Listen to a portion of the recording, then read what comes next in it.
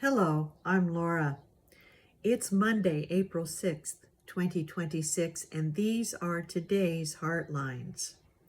We have a new theme starting today for the week because we took Holy Week all the way through Easter Sunday with the theme of Rise. But today we are starting a new theme on Easter Monday for a lot of people called Breakthrough. And whether it is Easter Monday for you or not, it is time for a breakthrough, especially looking at a couple of the Easter messages that came out yesterday. Now, before I get to these Easter messages, I want to point to something in the way that the brain works a little bit, and many of you already know this.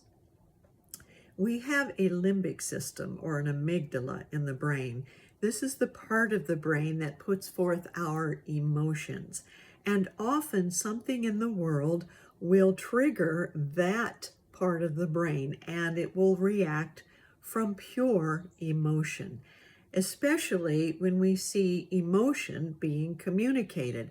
Our reaction is emotion back. Either we love what is being said or we hate what is being said. And there's another part of the brain. It's called the prefrontal cortex. It's the rational part of the brain that the philosophers of the ages have relied on, that part of the brain, to reason things out or to follow a logical sequence to a philosophical conclusion. Well, people in the spiritual realm have done this too, when they reason things out and follow the logical conclusion to what is being said. But neither part of the brain is really fully and holistically functional in our world without connecting with the other. And that connecting power between the prefrontal cortex and the limbic system, between the thoughts, the intellect, and the emotions, is love.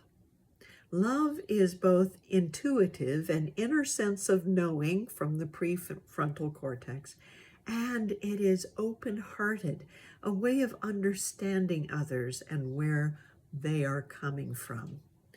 So we have two messages from yesterday that demonstrate this. One is a pure limbic message, and it came from the President of the United States, and I'm not going to repeat all of it because there are terms that I do not want to say on these Heartlines. But I will say that he tweeted yesterday that Tuesday will be the power plant and bridge day, all wrapped up in one in Iran. Actually stating from that pure feeling nature what is a war crime.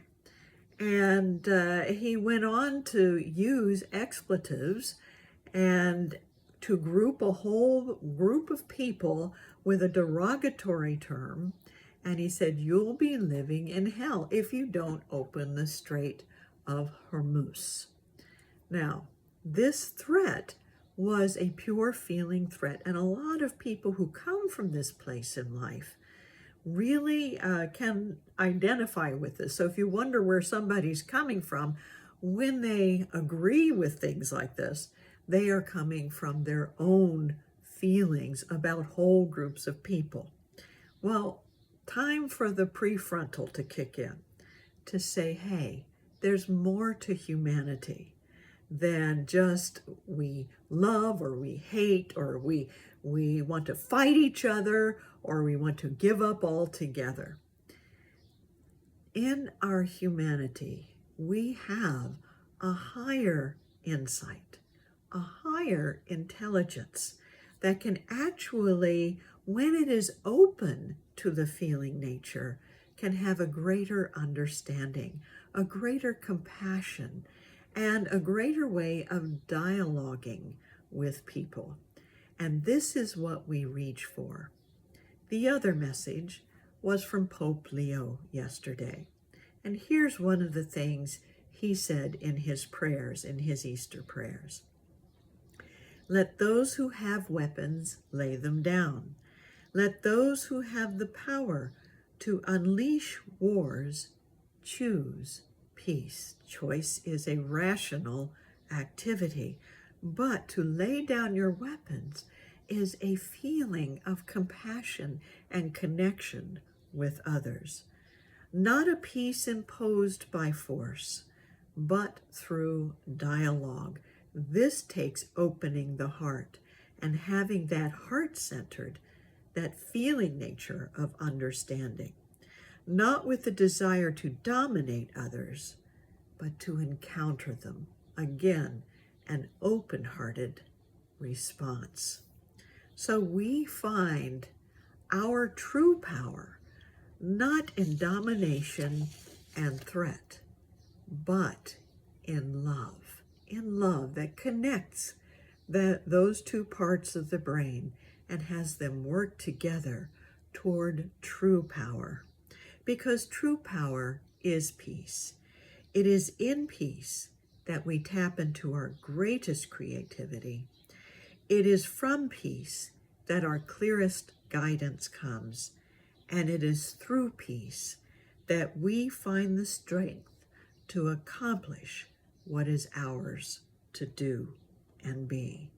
And so we are going to tap into that peace right now in a brief contemplation in the silence. So let's take a deep breath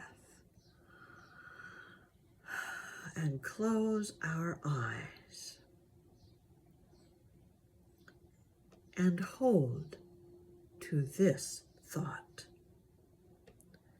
I find true power through peace, and I find true peace through love. Simple but powerful.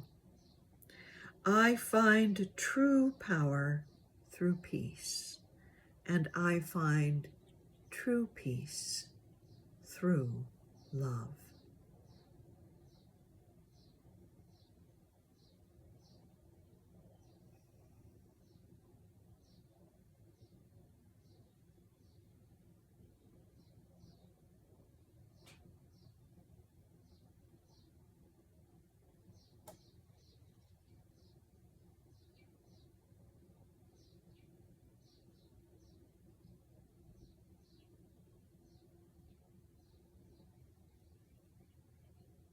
And so it is.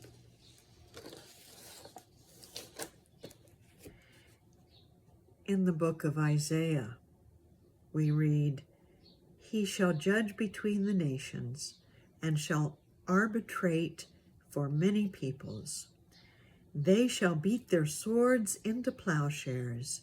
Nation shall not lift up sword against nation, neither shall they learn war any more." That he is what the Hebrew scriptures refer to as the Lord. And in the New Testament, we learn that the Lord, or God, is love. People of all religions and all backgrounds learn this. When they tap into that love, they know they are tapping into the divine.